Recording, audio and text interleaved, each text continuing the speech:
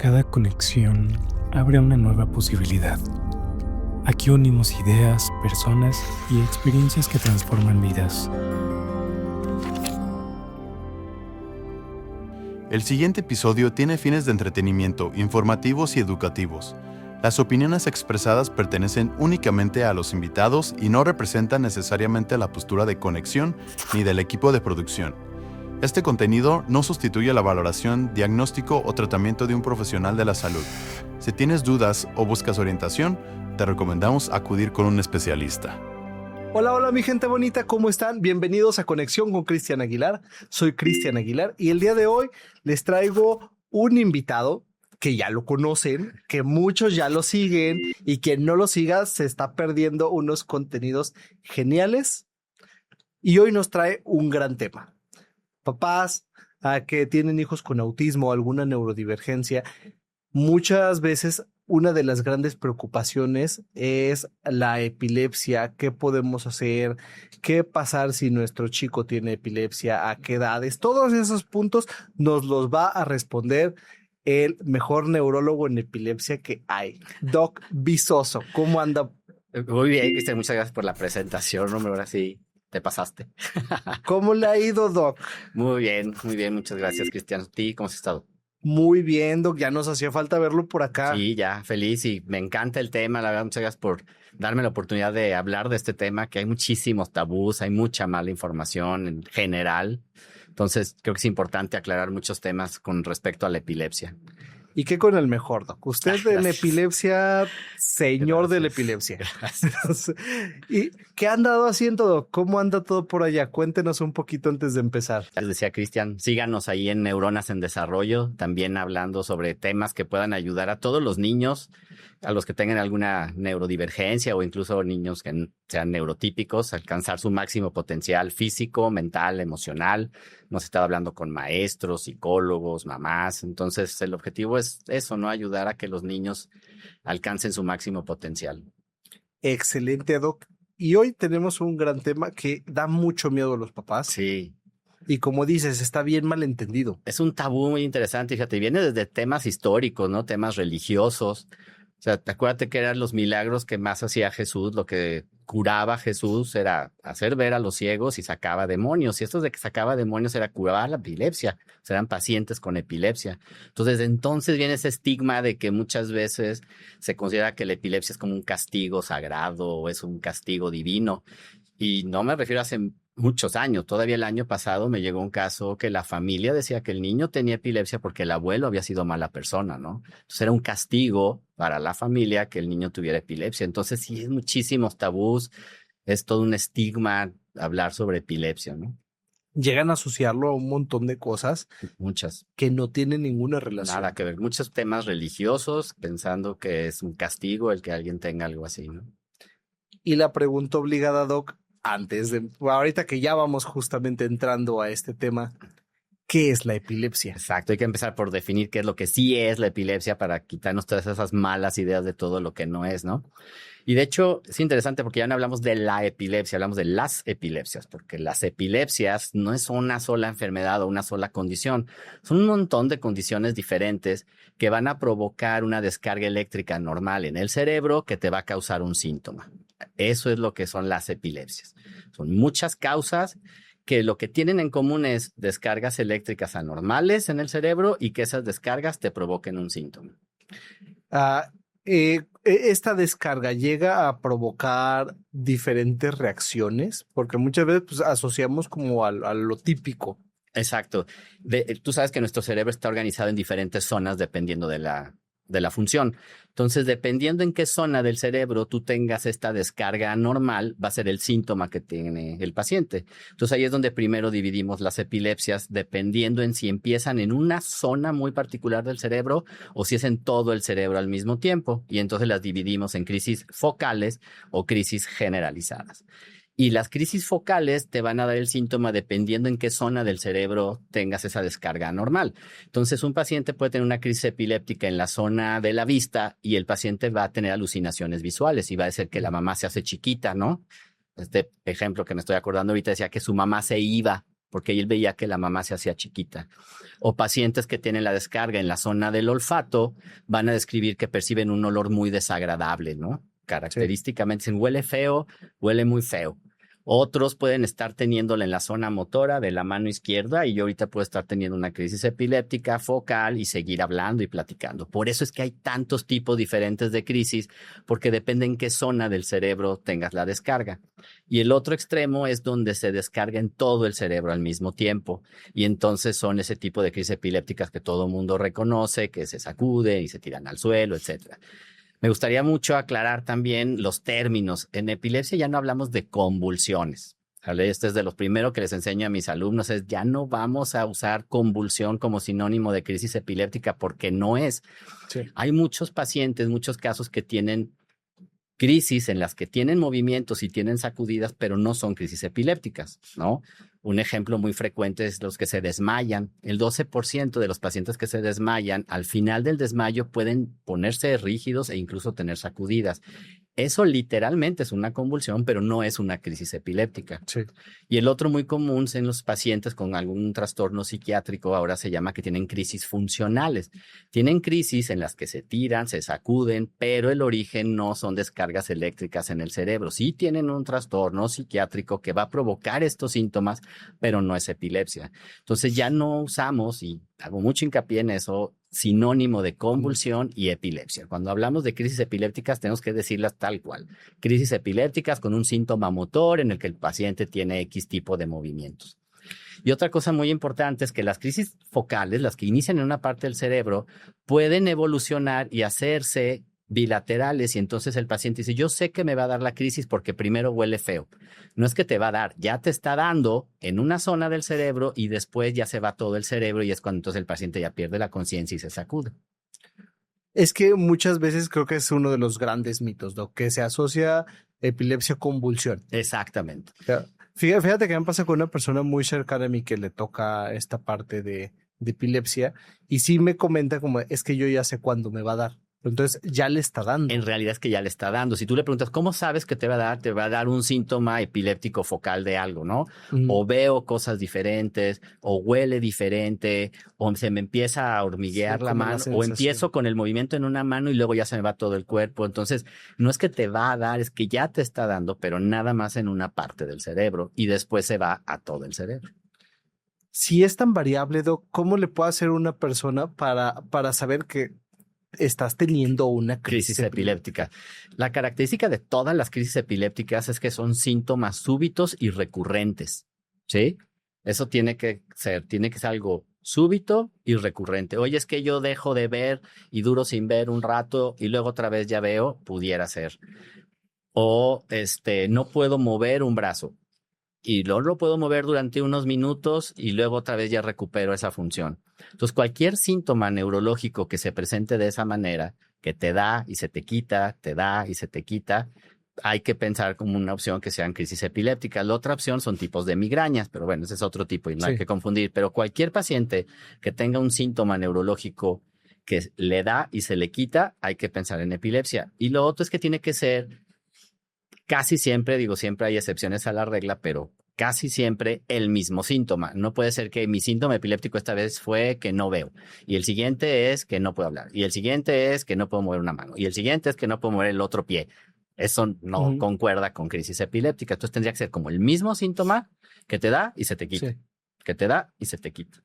Cuando le llega a alguien normalmente a consulta con alguna de estas características, Doc, que todavía no sabemos si estamos hablando de epilepsia, ¿qué es lo que haces normalmente? Porque me gusta hablar de eso porque mucha gente tiene duda de, oye, ¿y qué pasará? ¿Y qué hará? Y en una consulta, y hasta eso les asusta y evitan ir porque muchas veces cualquier médico asociado con el cerebro me toca que le corren y que le tienen como mucha reserva. Sí. Es muy interesante porque el diagnóstico de epilepsia es un diagnóstico clínico. Eso quiere decir que no te puedes basar en un examen de laboratorio, rayos X o electroencefalograma para decir si alguien tiene o no tiene epilepsia.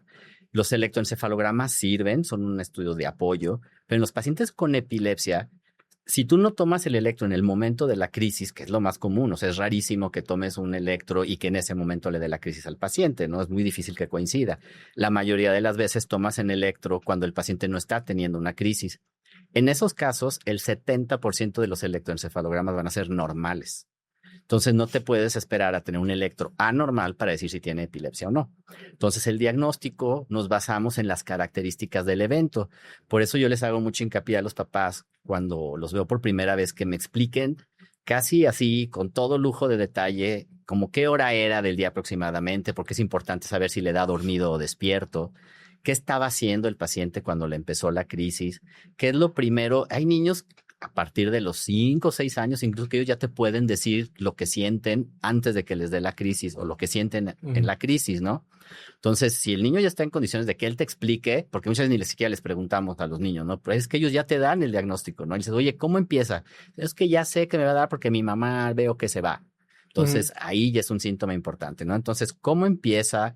¿Cuánto dura? ¿Qué hace durante el evento? ¿Y cómo termina el evento? ¿Cómo queda el paciente al final del evento? Para nosotros es muy importante todos esos datos para poder diferenciar si es o no es una crisis epiléptica. Ahora tenemos la gran ventaja de los videos. En los teléfonos ya casi todo el mundo trae un teléfono que puedes grabar un video. Yo les digo, si ves algo raro, grábalo.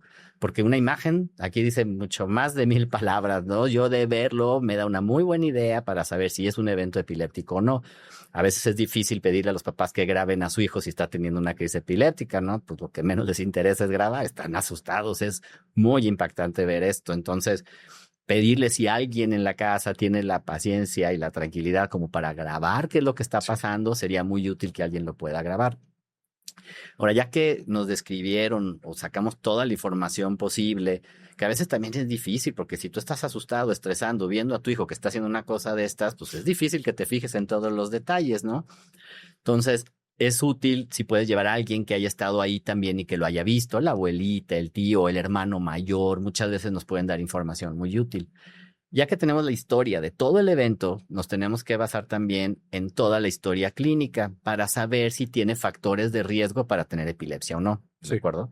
Por ejemplo, todos los antecedentes heredofamiliares. Ahorita sabemos que alrededor del 30% de los pacientes con epilepsia tienen una causa genética. Entonces es muy útil saber si hay historia o no en la familia.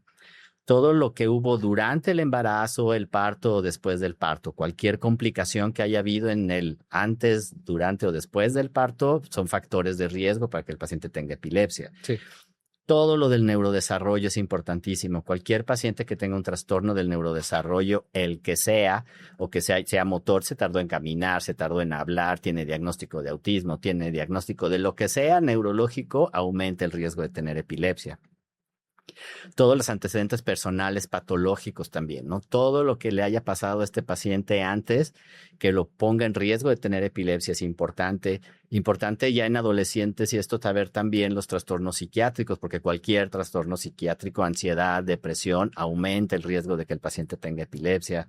La exploración física es fundamental. Cualquier alteración que encuentres, el tamaño de la cabeza o muy grande o muy chico, cualquier alteración neurológica en la exploración aumenta el riesgo de que el paciente tenga epilepsia. Entonces, todo eso es lo que tenemos que hacer.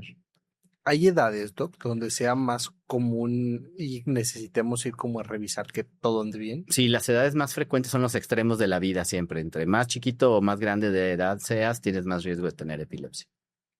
Y ahorita mencionabas toda esta parte del autismo y algo que nos toca ver mucho es que llega a ser más frecuente en niños que tienen un diagnóstico de autismo. ¿Por qué se da esto? Bueno, otra vez, ¿te acuerdas que hemos platicado de lo del autismo? Que no es una causa del autismo, sí. No es una enfermedad, son un montón de condiciones diferentes que te causan autismo, ¿no? Entonces, cualquier enfermedad o trastorno genético, lo que sea que te haya causado el autismo, te pone en un mayor riesgo de que también tengas crisis epilépticas. En general, se dice que la población tiene un 1% de tener epilepsia, o sea, 1 de cada 100, así en general, tiene riesgo de tener epilepsia. En los pacientes con diagnóstico de trastorno del espectro autista, esto aumenta hasta un 20 o un 30%. Es mucho más frecuente en niños con trastorno del espectro autista, hasta un 20 o 30% más que en la población general.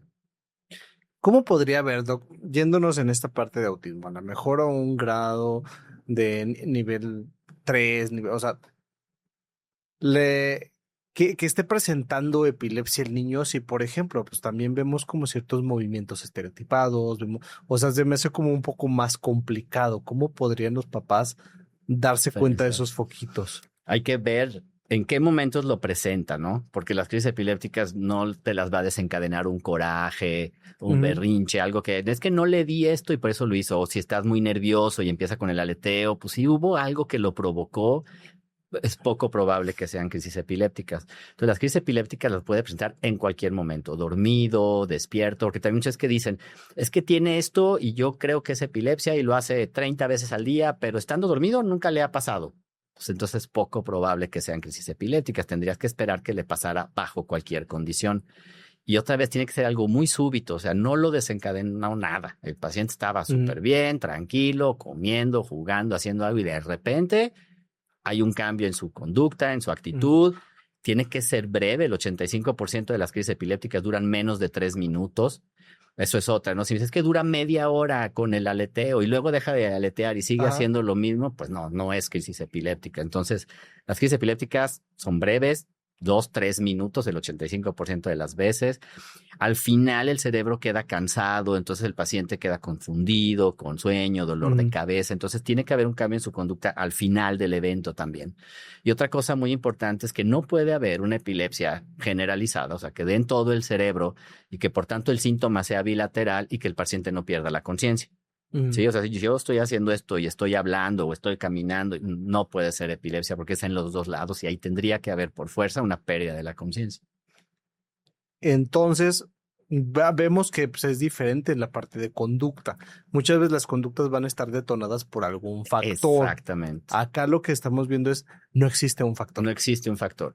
Y cuando es por conducta, el berrincho, la conducta te puede durar muchos minutos, ¿no? 10 minutos o más. Tengo videos de pacientes con sus crisis de agitación que son comunes en los pacientes con autismo que duran más de 10 minutos el video, así, con el niño mal. Y luego termina, a lo mejor sí queda cansado, pero al ratito ya está otra vez normal. Eso no puede pasar con una crisis epiléptica. Duran muy poquito y al final de 2 o 3 minutos quedan muy cansados. O sea, el paciente queda en cama el resto de la tarde. ¿El autismo puede causar epilepsia? Pues sí, es que estamos diciendo que son muchas causas de autismo. Entonces, cualquiera de estas causas de autismo se puede asociar a epilepsia, sí. ¿Cuáles serían, me lo comentaste ahorita, pero cuáles serían para decirle a los papás, como los trastornos que más se llegan a asociar o las condiciones que más se llegan a asociar con epilepsia? Dentro de los pacientes del trastorno del espectro autista, sí hay grupos que tienen más riesgo de desarrollar epilepsia, ¿no? Antes de los 3 años o alrededor de los 3 años, esa edad es importante, o en la adolescencia, con que hay un grupo que les da o antes de los 3 años y a otro grupo les da en la adolescencia. Ahora, los pacientes que tienen trastorno del espectro autista y que tuvieron esta condición de regresión, como que todo iba muy bien hasta el año y medio, y de repente empezaron a perder habilidades o dejaron de hacer cosas, tienen más riesgo de tener epilepsia. Los pacientes que son no verbales tienen más riesgo de tener epilepsia. Y como que en general los que tienen más síntomas. Ahora cada vez hago más hincapié en buscar la causa genética del autismo. Siempre que me llega un paciente con diagnóstico de autismo, pido que vayan con la doctora especialista en neurogenética para que nos ayude a tratar de encontrar la causa. Y muchas veces en esa causa genética te da el riesgo de que ese paciente tenga epilepsia también. Entonces, por eso es también muy importante. ¿Y si van, Doc? O sea, ¿qué tan caro es? Porque luego me preguntan mucho qué tan caro es este tipo de estudios. Sí, es caro. Yo no los pido esos estudios, siempre los mando con la doctora especialista en genética, porque muchas veces ella sabe de ver al niño y dice, esto parece el síndrome, no sé, voy a decir cualquier cosa, Guachangüer. Y si es este síndrome, entonces le voy a pedir este estudio específico para corroborar mi sospecha, y entonces ya no te hace el estudio grande, te hace un estudio. No sé, por ejemplo, el del síndrome de X frágil. Parece que tiene X frágil. Bueno, voy a poner un ejemplo más evidente, ¿no? Sí. Lo ves y dices, parece que tiene síndrome de Down. Pues vas a pedir la prueba específica para síndrome de Down, que te va a salir mucho más barato que pedir un panel o un estudio general donde te analizan muchísimos genes. Entonces, la doctora especialista en genética, así como para mucha gente puede ser muy obvio detectar a alguien que parece que tiene síndrome de Down, para ella de verlos puede decir, híjole, a mí me parece esto en particular, y entonces pide esa prueba en particular. Y obviamente es mucho más barato que pedir el panel en general. Los paneles estos, hasta donde yo sé ahorita, andan entre 20 y 30 mil pesos más o menos. Y dices, pues sí es un dineral, pero si lo ves a la larga, te va a ahorrar un montón de estudios y de consultas y de citas que a la hora que tú sepas exactamente cuál es la causa genética, ya no vas a tener que hacer otro montón de estudios que no sabes por qué el paciente hace esto o por qué no hace esto. Ya con ese diagnóstico te puedes explicar otros 10 síntomas diferentes, otros 10 trastornos diferentes que tiene por esa causa genética, ¿no? O sea, a la larga te puede salir hasta más barato que estar haciendo estudios innecesarios o dejar pasar tiempo importante para pedir un estudio que podía haber sido importante en ese momento. Ok, Doc, sí, porque muchas veces la duda de los papás como de, ¿y en cuánto sale? ¿Y si es bien necesario? Y yo les mando mucho con usted, digo, es que pregúntale al doctor. Claro. ¿Qué tan importante es? ¿Para qué la quiere? Porque muchas veces hasta la duda es como de, ¿pero para qué le hago si ya sé que tiene autismo? Fíjate, por ejemplo, acabamos de ver un caso que su trastorno genético se asociaba a pubertad precoz. Ajá. Entonces, si no sabemos eso, es muy difícil que de antes tú sospeches que alguien va a tener o tenga pubertad precoz hasta que no empiezan todos los síntomas. Y aún con los síntomas te puedes tardar en diagnosticar. Entonces, si ya sabes, lo empiezas a sospechar ante el primer síntoma y lo diagnosticas a tiempo en lugar de estar pidiendo estudios que no te iban a servir de nada, ¿no? O otro que tenía un riesgo de una enfermedad de una retinopatía, o sea, que se afecta la retina y que vaya perdiendo la visión. Entonces tú vas a ver que el niño va a estar chocando, va a estar pegando, se va a estar cayendo y tú vas a empezar a hacer estudios porque no sabes qué le está pasando. Si tú ya sabes que está perdiendo la visión, ya no tienes que hacer ninguno de esos otros estudios para descartar otras cosas. Sí. Y ya sabes exactamente qué estudio pedir y qué es lo que necesitas. Entonces sí es muy útil. Sí, por eso cuando nos preguntan, normalmente los mandamos con ustedes, Doc. Porque esos son los que tienen como toda esa parte de información. Uno de los grandes miedos que justamente al inicio lo platicamos es esta parte de convulsiones, que asociamos mucho con la parte de epilepsia. Ya vimos que epilepsia es sumamente Amplio. grande, no se centra en esa parte nada más. Pero me preguntaba una mamá si una convulsión puede poner en riesgo la vida del niño o de una persona. Que volviendo a aclarar que el término correcto entonces es crisis epiléptica, Crisis. porque convulsiones pueden ser muchísimas cosas que entonces no pueden no poner en riesgo, pero las crisis epilépticas, Ujú. la crisis epiléptica puede poner en riesgo la vida en dos situaciones diferentes. Una es teniendo un accidente, ¿no? Por más breve, chiquita, inocente que sea la crisis, si se altera la conciencia y vas bajando las escaleras o estás cruzando la calle o vas manejando, pues por supuesto que pone en riesgo la vida. No fue la crisis per se, sino el accidente que te provocó haber tenido la crisis. Eso es por un lado. Y para que una crisis epiléptica por sí sola te ponga en riesgo la vida, se dice que debe durar más de 30 minutos en las crisis que son así, esas aparatosas en las que se sacude todo el paciente, una crisis generalizada, motora, de todo el cuerpo. A partir de los 30 minutos es uno de los criterios para decir que se está presentando un estado epiléptico. Y entonces es cuando empieza a haber riesgo de que esa crisis por sí sola te ponga en riesgo la función o la vida. O sea, que tengas alguna secuela y quedes con alguna secuela o que sí puedas perder la vida, porque a partir de ese momento se empiezan a perder todos los mecanismos que tiene el cerebro para tratar de controlar el equilibrio que debe haber en el cerebro. Entonces, si se pierde todas esas estrategias que tiene el cerebro, mecanismos para volver a una estabilidad, la misma crisis se empieza a autoperpetuar de manera que es muy difícil de controlar y puede llevarte a tener secuelas muy graves o incluso la vida, ¿no? ¿En qué momento llevar, o sea, un chico está teniendo una crisis convulsiva? ¿En qué momento? Epiléptica, perdón. Perdón. Ya se eché un zapedo. Una crisis epiléptica. ¿En qué momento llevarlo a que lo revisen en urgencias? Como decía, el 85% se van a quitar solas en los primeros 3 minutos, a 5 minutos máximo. Entonces, si lleva más de 5 minutos en la crisis epiléptica, en ese momento te tienes que ir corriendo al servicio de urgencias que te quede más cerca.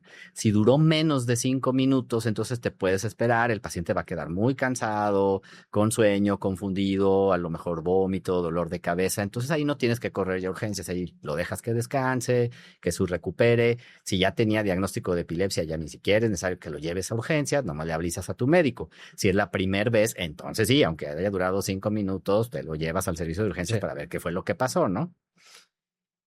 ¿Qué sí y qué no hacer? Porque es de los grandes, y uno escucha de repente cada cosa. Es una excelente pregunta, porque siempre, ¿qué hago si le da una crisis? ¿Qué Más haces? bien ¿Y te qué voy no a... hagan? Exactamente. ¿Qué no hagan, Doc? Más bien te decir Cuéntanos. todo lo que no tienes que hacer, ¿no? Sí. Así como con los temblores. No gritas, no corres, no empujas. Empiezas con eso. Va. Pero esa es la parte más difícil, yo creo, porque tratar de decirle a una mamá que esté tranquila o a un papá que esté tranquilo cuando su hijo está teniendo una crisis epiléptica, pues está difícil, ¿no? Si hasta los médicos corren y gritan y empujan en un servicio de urgencias, alguien tiene una crisis epiléptica. Esas son cosas muy aparatosas, pero hay que intentar, en la medida de lo posible, tratar de guardar la calma, no gritas, no corres, no empujas. Tienes que cuidar que el paciente no se pegue, ¿sí? Y ponerlo de lado. Eso es lo único que tienes que hacer, cuidar que no se pegue y ponerlo de lado. No lo debes de sujetar, no le debes de gritar, no le debes de echar agua, no le debes dar cachetadas. No debes, algo muy común, meterles cosas a la boca. La gente se asusta muchísimo porque se va a tragar la lengua. No se traga la lengua, no pasa nada con que no se traga la lengua. O sea, la otra es que se muerdan la lengua. Eso sí puede pasar, sí se puede llegar a morder la lengua, pero no pasa nada si se muerde la lengua. Entonces no hay que meterle nada a la boca ni sacarle nada de la boca tampoco. ¿De acuerdo? O sea, no le va a pasar nada. Dejar la boca en paz, por favor. No le metas nada, porque si le tratas de meter algo, tienes el riesgo incluso de tumbarle dientes y que entonces el diente se vaya a los pulmones, entonces eso sí es más complicado. O de que te muerda y te cercene algo. O si le metes algo muy blando y lo muerde y lo rompe, ese algo lo puede tragar y entonces es peor. O muchas veces con el afán de querer meterle algo a la boca, de meterle un trapo, lo acaban asfixiando más. Entonces, no hay que meterle nada a la boca ni sacarle nada de la boca. A mí me tocaba mucho cuando estaba chavito, justamente tenía un compañero que tenía epilepsia y era eso me tocaba escuchar de las maestras, Sí. Doc. Ponle un lápiz. Ponle un lápiz en la boca. Pues uno de chavito nunca me tocó ver que le diera una crisis epiléptica a mi compañero, pero sabían que lo tenía. Que en teoría si le pasaba tenían que meterle un lápiz a la boca. Es que era lo que olvídenlo, decían. por favor. Sí, ya sé que es lo que decían, pero no hay un fundamento para meterle ni ponerle nada en la boca ni sacarle nada de la boca. Nada más, lo único que sí tienes que hacer, no corres, no gritas, no empujas, lo acuestas, lo pones de ladito, te fijas que no se pegue y ya. Ponerlo seguro. Exactamente, es lo único que tienes que hacer. Cuando se recupere, apoyarlo, no empezar a preguntarle muchas cosas porque él está todo confundido, está asustado, si está más grande está avergonzado. Pues, no le preguntes nada, o sea, déjalo, tu cerebro está apenas agarrando la onda, está cansado, confundido. Déjalo que descanse, hay que dejarlos que descansen después de una crisis. Híjole, la autorregulación es bien difícil. No de la persona que tiene epilepsia. De los de todos los familiares, que de la gente que está alrededor. alrededor, claro. Pues buscar actividades, papás, justamente para ir autorregulando esta parte emocional, porque debe ser muy impactante. Es muy impactante, es muy, muy, muy impactante. Te digo, incluso a los médicos en los servicios de urgencias les impacta muchísimo, ¿no? Sí, es muy impactante. Sí, en la clínica tenemos un chavito que justamente le dan estas crisis. No es tan frecuente, pero lo que nos ayudó mucho fue que tenemos una chica que es enfermera. Entonces ella nos explicaba y a ver, se hace esto. Le enseñó al terapeuta que lo tiene a cargo y listo. Y que muchas veces, Doc, me ha tocado escucharlo en la escuela, esta parte de prejuicios que entonces empiezan a tener, como de no, entonces no lo agarres porque tiene epilepsia. Sí. Entonces, ¿qué dirías al final del día cuando empiezas a generarse este prejuicio que lo vemos en autismo, que lo vemos en TDAH y que lo vemos en epilepsia también? Sí, es que es otro de los problemas, que la gente generaliza y escucha epilepsia como si todos los pacientes con epilepsia fueran iguales y para nada. O sea, un 75 o el 85% de los pacientes con epilepsia se logran controlar perfectamente con medicamentos y hacer una vida normal y que incluso nadie nunca se entere que tiene epilepsia, ¿no? O sea, es muy común. Yo les digo a mis alumnos, seguramente tú conoces a alguien con epilepsia, por lo frecuente que es la epilepsia, seguramente conoces a alguien, pero no sabes que tiene epilepsia. Y de mis pacientes hacen su vida completamente normal y obviamente no le andan diciendo a todo el mundo que tienen, pero pues nadie ni se da cuenta y hacen su vida completamente normal, ¿no? Entonces, no puedes generalizar y decir, es que los pacientes con epilepsia no deben ir a una guardería. Espérate, pues no todos son iguales. Habrá situaciones muy particulares en las que las crisis sean muy rebeldes a tratamiento y que sí tenga un riesgo que esté teniendo tantas crisis y que lo lleven a la guardería. Pero son los casos contados, son los menos. ¿Qué deberían de hacer los papás, por ejemplo, que lo van a meter en la guardería, a la escuela? ¿Sí deben de hablarlo con el cuerpo docente? ¿Cómo se debe manejar, Doc? Una pregunta muy interesante y puede haber mucha controversia ahí al respecto, porque precisamente por este tabú y esa mala información que hay, muchas veces si los papás actúan de manera correcta y honesta y dicen, oye, mi hijo tiene epilepsia, entonces ya de entrada no se los quieren recibir o no los quieren dejar hacer educación física o no los quieren dejar hacer actividades que perfectamente podrían hacer por la falta de conocimiento en la escuela. Entonces, yo lo que le digo a los papás es que depende mucho de la escuela en la que estén los niños. Si tú crees que la escuela va a apoyarte sabiéndolo, va a tomar buenas decisiones con la información que tú le des, pues sí, dile a la escuela. Pero si te da miedo o te crees que en la escuela vayan a tomar represalias o no lo vayan a dejar hacer cosas, pues igual no les digas, porque capaz que nunca le va a dar una sola crisis en la escuela, él va a poder hacer todas sus actividades completamente normales. Y si un día le diera una crisis en la escuela, pues la escuela va a hacer lo mismo sabiendo o no sabiendo. Se van a esperar a que pase, te van a avisar, vas a ir por él, y pues ya, entonces depende mucho de cada escuela y de cada papá. Yo les digo que lo valoren ellos. Idealmente, pues sí, podrías ir y decirle a una escuela, decir, oye, mi hijo tiene epilepsia, si le pasa algo avísame, o si ves esto no te asustes, pero eso sería pensando en que la escuela no vaya a tener ninguna represalia con tu hijo o contigo. Deberían estar preparadas, ¿no? Yo creo que sí, porque es muy frecuente, o sea, es mucho más frecuente de lo que creemos. Y si quitamos la ignorancia, muchas veces es lo que nos asusta. Si yo no sé, las cosas, lo desconocido es a lo que le tenemos miedo, ¿no? Entonces, si sabemos que lo más probable es que le dé la crisis, no pase nada, se le quita, despierta, lo dejo que descanse y pueda hacer su actividad normal, entonces ya no me va a dar miedo, ya no me voy a asustar, pero tienes que saber esto y tener esta información para actuar con calma y con tranquilidad, ¿no? Sobre todo la primera vez, me imagino. La Sí, primera por vez que supuesto, pasa es... por supuesto. Porque me toca verlo acá con el terapeuta y ya cuando empieza a ver como características físicas del chavito, me tocó hace poquito que yo estaba en su salón y yo la verdad no tenía nada que hacer. Pocas veces, pero yo estaba bien feliz. Y ya mi comida y estaba comiendo ahí en su salón, viendo a los chavos y de repente empezó a tener como características físicas donde yo empecé a ver que no sostenía el cuerpo y que empecé a como mucha debilidad. Dije, oye, ¿qué es eso? Ah, dijo, ya Le sé qué está va a dando pasar. la crisis. Entonces le pidió a su asistente como de, oye, acomódame la colchoneta, por favor. Ah, ya no acomodaron. Se avisa a los papás por protocolo, se avisa a los papás, Claro. es que está pasando esto, está bien, o sea, como no te apures, no es como una emergencia. Y sí, la verdad pasó rápido, lo siguieron teniendo ahí, la asistente estuvo acompañándolo. Entonces, que me acuerdo la primera vez que le pasó acá en la clínica y era como de... Sí, O claro, y sea, lo mismo pasa con los papás. Las primeras veces sí se asustan y los comprendo y los entiendo perfecto. Pero pues ya después ellos mismos ya nada más dicen, porque hice esto y te avisé, ya, ¿no? No pasó más. ya con alguien más grande, Doc, que tiene este tipo de situaciones de epilepsia, ¿llega a afectar en algún otro campo, por ejemplo, en lo emocional, que estén más ansiosos, o solo es por el contexto? ¿Te refieres a adultos o Adultos, niños? adolescentes. O sea, es que el diagnóstico, aquí está en los dos sentidos. La ansiedad y la depresión se asocia a epilepsia incluso antes de que el paciente tenga epilepsia. Hay una relación muy estrecha, ¿no? Sabemos que Sí. pacientes con cualquier diagnóstico psiquiátrico tienen más riesgo de tener epilepsia. Pero también puede pasar al revés, que después de que les haces el diagnóstico de epilepsia puedan entrar en ansiedad y depresión, porque pues sí, les da miedo que les dé una crisis en algún momento, les da pena. Y pues sí tiene un impacto importante a nivel social en general el tener diagnóstico de epilepsia. Otra vez, no se debería de generalizar porque hay quienes pueden hacer su vida completamente normal porque están perfectamente bien controlados, pero pues sí deben tener ciertos cuidados con manejar, etcétera, ¿no? Y yo por eso me gusta ver niños porque mis pacientes pediátricos no manejan, entonces yo no me estreso por ese lado. Pero para los neurólogos de adultos que ven adultos con epilepsia, sí es un tema muy interesante, los temas laborales, los temas, sociales del estigma en general, manejar, etcétera, ¿no? La frecuencia con que les da es diferente.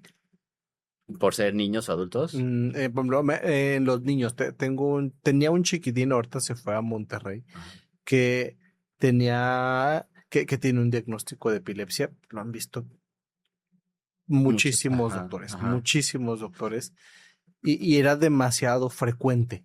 Tiene que ver más bien la causa. como no es una sola causa de epilepsia, o sea, alrededor de un 15 a un 25% de los niños con epilepsia desarrollan algo que se llama epilepsia fármaco-resistente. Que a pesar de los medicamentos que tú les des y a pesar de que seas el mejor neurólogo y que lo lleves con los mejores neurólogos y le des los mejores medicamentos, ya han tratado con 2 medicamentos diferentes en tiempos diferentes o al mismo tiempo y por un año y siguen teniendo crisis. A eso se le conoce como epilepsia fármaco-resistente. Y antes, cuando pasaba esto, pues intentábamos un tercer medicamento, luego un cuarto, luego un quinto, y así nos la llevábamos tratando de encontrar alguno que funcionara. Ahora no. Ahora si el paciente tiene un año con las crisis, con 2 medicamentos y sigue teniendo crisis, hacemos diagnóstico de una epilepsia fármaco resistente y entonces ya está indicado que sea valorado por todo un equipo multidisciplinario en una clínica de epilepsia para ver qué alguna otra cosa se le puede ofrecer aparte de medicamentos, porque ya vimos que los medicamentos no están siendo suficientes. Entonces se hacen protocolos para estudiar a ver si son candidatos a algún tipo de cirugía de epilepsia o algún tipo de medicamento que esté en algún protocolo de investigación o existe algo que se llama dieta cetogénica, que es parte del tratamiento de la epilepsia fármaco-resistente. Entonces hay dispositivos estimuladores del neurovago que también pueden ayudar en este tipo de casos. Entonces cuando un paciente ya tiene este diagnóstico de epilepsia fármaco-resistente, hay que empezar a buscar otro tipo de tratamientos no farmacológicos que pudieran ayudarle. Ahorita justo le voy a preguntar sobre los tratamientos, Doc, pero fíjese que con este chavo me acuerdo que la última vez que lo vi estaban con un tratamiento de CBD. Entonces, porque de verdad, o sea, lo vi chiquito, después se lo llevaron a otra ciudad, después regresó y lo volví a ver ya más grande. La verdad es que yo lo veía prácticamente igual que como lo vi la primera vez. Sí, es que ya siendo farmacoresistente, el CBD es como cualquier otro medicamento. Para los que no sepan qué es el CBD, es el cannabinoide, es un derivado de la marihuana. La marihuana no es medicinal. Hay un derivado de la marihuana que se puede usar para tratamiento de epilepsia, pero es como con cualquier medicamento, no es la panacea, no es que cure todas las epilepsias y está indicado en ciertos pacientes en particular que ya trataste estos otros medicamentos y no hubo respuesta, puedes intentar con el CBD. Pero si ya trataste con todos estos y no es uno de estos grupos particulares, es difícil que vaya a responder también como con cualquier otro medicamento, ¿no? Y voy a hacer hincapié otra vez aquí en el tema de genética. Hay cuestiones genéticas que si un paciente con una epilepsia fármaco-resistente está indicado, es necesario que lo vea genética para que busquemos la causa que le está llevando a tener ese tipo de epilepsia. Y muchas veces, sabiendo exactamente qué gen, entonces sí puedes decidir qué tipo de tratamiento específico le va a ayudar más a este paciente. Incluso ahora ya hay algo que se llama farmacogenómica, o sea, medicamentos no diseñados, pero específicos para ese paciente en particular. O sea, le haces una prueba de genética y en ese estudio te dicen, estos medicamentos para epilepsia, este paciente los metaboliza muy rápido, entonces tienes que darle dosis mucho más altas. O le va a causar un efecto secundario grave, no se te ocurra dárselo. Entonces, aquí los estudios de farmacogenética también pueden ser muy útiles para que te orienten en qué medicamento no se te ocurra dar y qué otros medicamentos pudieran ser buena opción. O incluso de los mismos que ya le estás dando, nada más que requieren dosis más altas. ¿Me explico? Sí. Entonces, también en estos pacientes con epilepsia fármaco-resistente, la valoración por genética y farmacogenética son muy importantes, muy útiles. Muy bien, Doc. Los tratamientos, ¿cómo son actualmente? Y para darnos también una idea, porque luego está padre conocer, ¿cómo eran antes? ¿Cómo son ahora? ¿Cómo ha sido la evolución de los tratamientos en epilepsia? Sé que gracias a la ciencia ha avanzado muchísimo. Hay un montón de opciones de medicamentos. Antes de 1980 teníamos 3 o 4 opciones y nada más. Y si no respondías a ninguno de esos, pues ni modo, ibas a seguir teniendo crisis. Ahorita no. Han salido muchos medicamentos nuevos, contigo medicamentos ya específicos para algún síndrome epiléptico como tal. Hay uno que es específico para el síndrome de Dravet, que sabemos que para esos niños en particular les está ayudando mucho. Entonces, en eso sí ha cambiado mucho la medicina con los tipos de opciones de medicamentos. Siempre que vamos a iniciar un medicamento, nos fijamos primero en el tipo de crisis que tiene, la edad y el sexo. Basándonos en esto, podemos tomar una mejor decisión de qué medicamentos recomendar a cada paciente en particular. Todos los medicamentos, todos tienen riesgo de efectos secundarios. O sea, ninguno está libre de riesgos. Sí. Entonces, tenemos que basarnos en esto para encontrar el que tenga menos riesgo con el paciente y mayor probabilidad de éxito, ¿no? Algo que me preguntaba una mamá, Doc, era que si este tipo de medicamentos llegaban a generar como un cambio en la personalidad del niño. Sí, sí, sí, sí, es interesante y en el aprendizaje incluso también, ¿no? Aquí a veces es difícil saber qué fue primero, si el huevo o la gallina, Sí. ¿no? Porque hay algo en ese cerebro que está provocando las crisis epilépticas. Entonces, ese algo puede estar afectando la conducta y el aprendizaje, independientemente de la epilepsia. Entonces, lo mismo que te está provocando la epilepsia te puede provocar problemas de conducta o de aprendizaje. Luego están las descargas eléctricas anormales que está teniendo el paciente, ¿no? Esas descargas, si son muy frecuentes, muy prolongadas, te pueden estar afectando también el aprendizaje y el desarrollo en general. Y luego, pues los medicamentos per se, los medicamentos, unos más, otros menos, pero sí, sí pueden afectar la conducta, la concentración y todo esto. Entonces, siempre hay que tener en cuenta cada paciente en particular para medir riesgos y beneficios de los efectos secundarios probables que ya conocemos de cada medicamento para ver cuál es la mejor opción para cada paciente. Sí, como papás preguntarle al médico justamente qué es lo que se puede esperar que llegue a pasar. Claro. No forzosamente va a suceder, pero Podría está esta pasar. Exacto. posibilidad. Lo más probable es que no pase nada, que sean medicamentos bien tolerados, pero en algunos casos sí puede haber algunos riesgos, que todos los que recetamos estos medicamentos conocemos esos riesgos y por eso estamos vigilando al paciente, ¿no? En todo este camino que se ha echado usted, Doc, seguramente le han tocado escuchar estos tratamientos milagro que luego nos tocan en todos los campos. Claro. ¿Cuáles le han tocado a usted que se acuerde que diga, o sea, que de repente te lo venden como nosotros lo vamos a curar y acá en autismo y todo les fascina? Fíjate que es interesante, pero en la epilepsia casi no se mete la ¿No? gente en eso, pues le tenemos tanto respeto, es lo que decíamos, la epilepsia la gente sí le tiene más miedito. Entonces, rara vez alguien va a recomendar algún tratamiento milagroso para la epilepsia. Lo que sí pasa más bien a veces es lo contrario, que por consejo de la abuelita, la suegra, la vecina, le quitan el medicamento, se lo suspenden porque dicen, ¿cómo le dio ese medicamento? Ese medicamento es muy fuerte, suspéndeselo. El niño ni tiene nada, ¿no? Entonces se lo suspenden y entonces sí ya viene la crisis. O, como te digo, muchas veces el pronóstico es bueno, le inicias el tratamiento, el paciente se controla, pasa 1 año, 2 años, no tiene crisis y pues como que dice, se les olvida el susto de la primer crisis, ya después del año no se acuerdan del susto que les dio la primer crisis, ya lleva 2 años, pues está difícil estar yendo al doctor, pues se lo voy a quitar y se lo quitan sin ninguna supervisión, ni asesoría, ni consejo de nadie, y entonces es cuando viene la crisis. La principal causa de que un paciente con epilepsia controlado se descontrole es porque le suspendieron el medicamento. Los tratamientos de medicamento en epilepsia, ¿qué tan largos son? Nuestro primer objetivo es que el paciente cumpla entre 2 y 5 años sin tener ninguna sola crisis, ¿no? Entonces, ¿de qué depende que sean 2 o 5 años? Pues depende de la causa de la epilepsia, depende de qué tan fácil o difícil fue controlarle la epilepsia. En el 30% más o menos de los pacientes con epilepsia no encontramos ninguna causa. Son pacientes que por lo demás son completamente sanos, un desarrollo normal, resonancia, todo normal, todo bien, pero tienen descargas y entonces tienen epilepsia. Un paciente con esas características que le iniciaste el medicamento y le diste un solo medicamento a dosis bajitas y se le controló y nunca más volvió a tener crisis, ya lleva 2 años sin crisis, todos sus electros han sido normales, ese podría ser un buen candidato para tratar de suspenderlo en 2 años. El caso opuesto es un paciente que sí tiene una lesión en el cerebro, que tuviste que ponerle 2 o incluso intentar hasta 3 medicamentos para tratar de controlarlo y a pesar de eso siguió teniendo crisis y tuviste que darle dosis muy altas de 2 medicamentos para controlarlo y aún así no tenía crisis, pero los electros seguían saliendo anormales, pues te vas a esperar mínimo 5 años para tratar de suspenderlo y los electros al final que tengas 2 electroencefalogramas normales. Esa es la recomendación en general, ¿no? Entonces, de 2 a 5 años sin crisis y que los 2 últimos electros sean normales para tratar de suspender el medicamento. Hay gente a la que no se le suspende.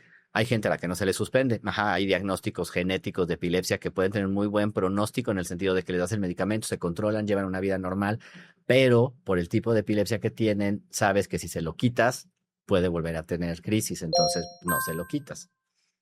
Doc, nos llegan a preguntar mucho sobre situaciones ambientales o, por ejemplo, una situación de estrés o una situación de una sobrecarga sensorial cuando hablamos de autismo o de algún trastorno de neurodesarrollo.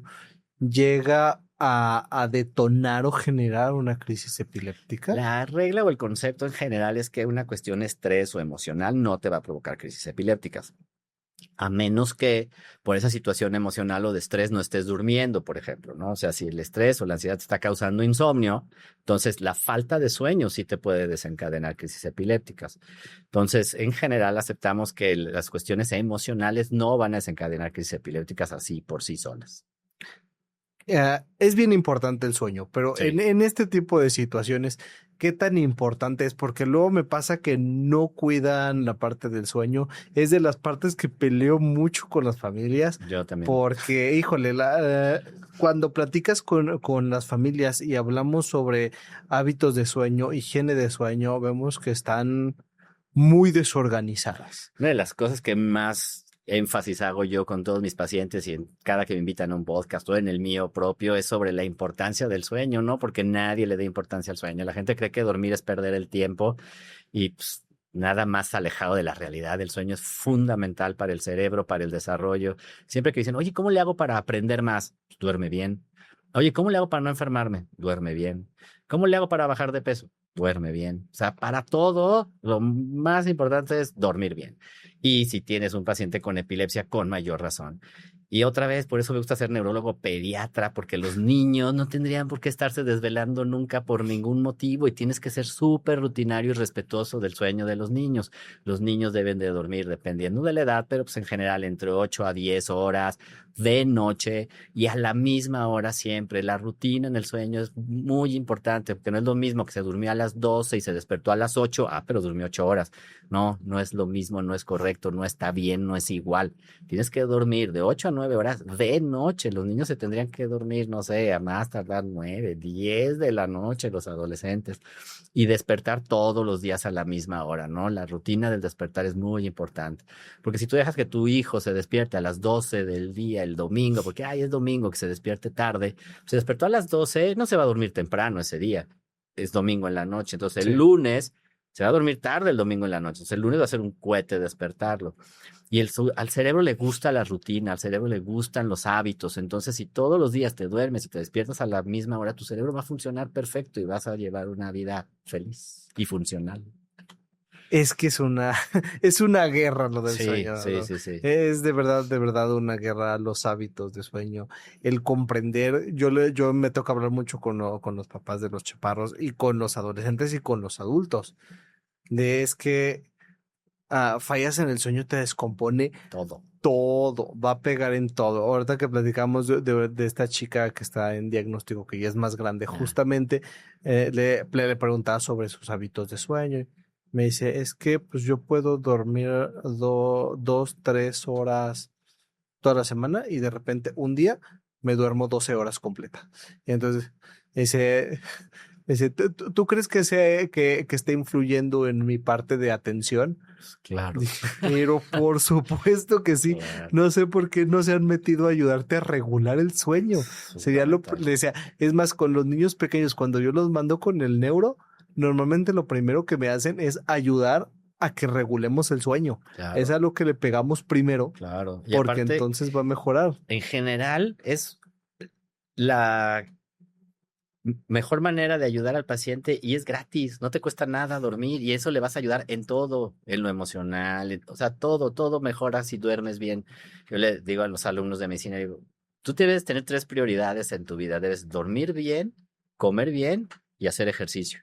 Y el tiempo que te sobre es para todo lo demás, ¿no? Así deberían de ser nuestras prioridades.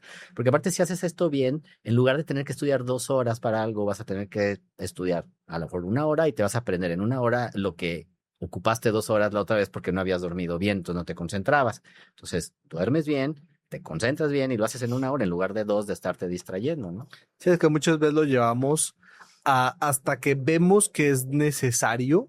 Pero por ejemplo, hasta con la comida, o sea, dices, claro. Es que comí hasta que tuve hambre. No era el momento adecuado.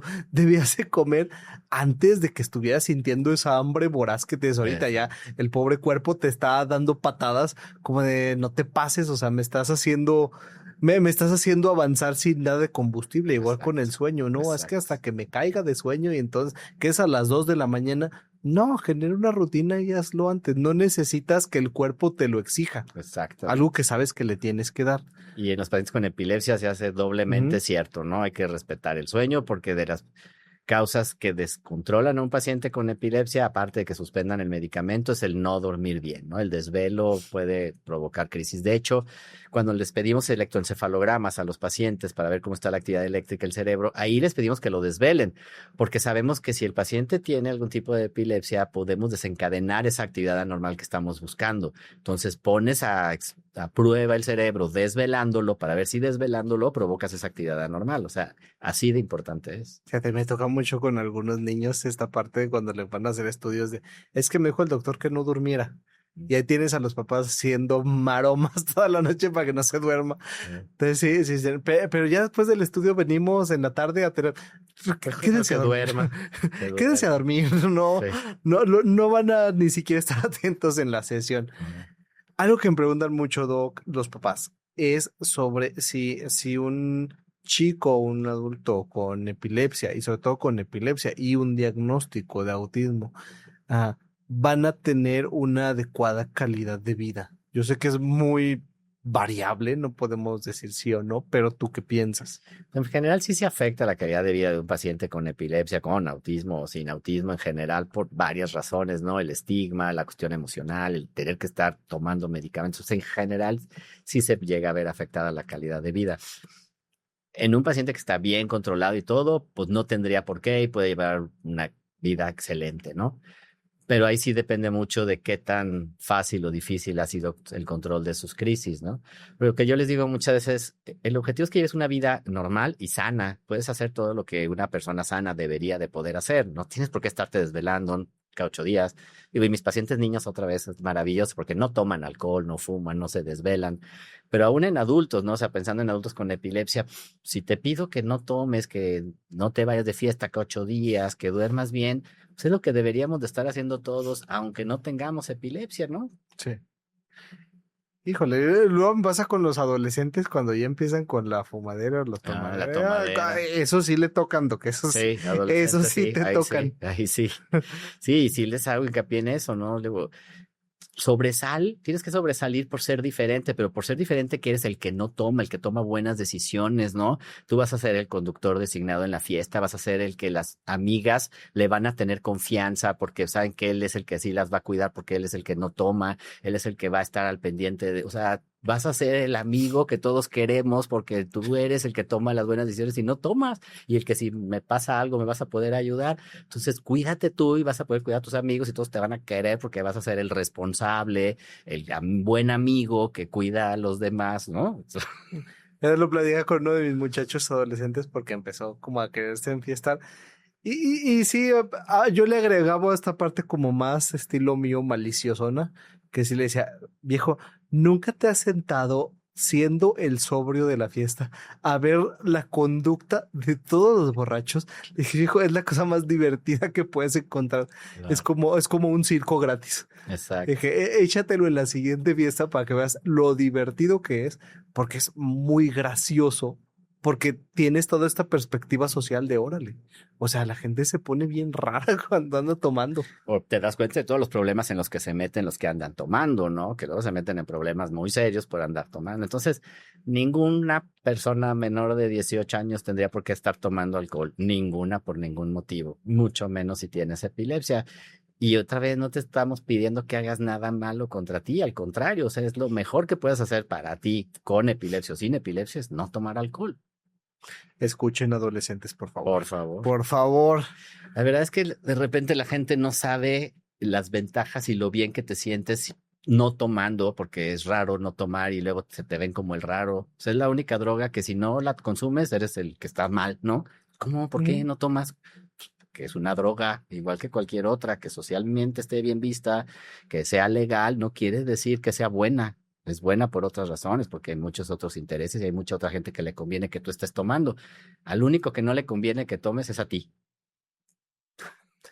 Sí, es que muchas veces lo toman como un foco social. Entonces, Porque pero está bien dices, visto y híjole, porque a eso. nadie le conviene que se den cuenta de que les hace mucho daño tomar. Es mejor no hacemos nada, que todos tomen y muchas cosas funcionan gracias a que la gente toma. El único que se beneficia de no tomar eres tú. Pero, Doc, luego cada vez es más común tener drogas más aceptadas socialmente. Hoy por hoy, Sí, si fuma es normal, si se echa su mota es normal. no, Si se, o sea, tenemos que cada hacer vez lo son- posible para que no sea normal. No hay que normalizar algo que no es normal y que beneficia a muchas personas menos al que lo consume.